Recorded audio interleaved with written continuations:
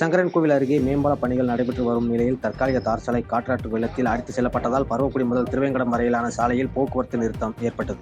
தென்காசி மாவட்டம் சங்கரன்கோவில் அருகே உள்ள பருவக்குடி விளக்கு முதல் கலிங்கப்பட்டி வழியாக கோவில்பட்டி செல்லும் பிரதான சாலையில் குலசேகரங்கோட்டை அருகே மிக்சோபா நதி செல்லும் தரைப்பாலம் இருந்தது.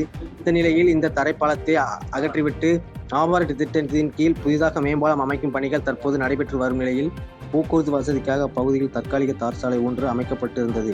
இந்த நிலையில் தற்காலிக சாலையானது வெள்ளத்தில் அடித்து செல்லப்பட்டதால் அந்த சாலையில் அதாவது திருவேங்கடம் முதல் கலிங்கப்பட்டி காரிச்சத்தான் வழியாக பருவக்குடி வரை தற்போது போக்குவரத்து நிறுத்தம் செய்யப்பட்டுள்ளது. மேலும் அவ்வழியாக வரும் வாகனங்கள் திருவேங்கடம் சாலையில் தடுப்புகள் அமைத்து மாற்று வழியான சங்கரன்கோவில் வழியாக சென்று வருகிறது வாகனங்கள். மேலும் பொதுமக்கள் ஆபத்தை உணராமல் அப்பகுதியில் சென்று வேடிக்கை பார்த்து வந்த நிலையில் அங்கு வந்த சங்கரன்கோவில் நெடுஞ்சாலைத்துறை உதவி செயற்பொறியாளர் உலகம்மாள் உள்ளிட்ட அதிகாரிகள் பொதுமக்கள் அப்பகுதிக்கு செல்லாதவாறு தடுப்புகள் அமைக்குமாறு பணியாளர்களுக்கு உத்தரவு அளித்து அதன் பின்னர் தடுப்புகள் அமைத்து வருகின்றனர் என்பது குறிப்பிடத்தக்கது.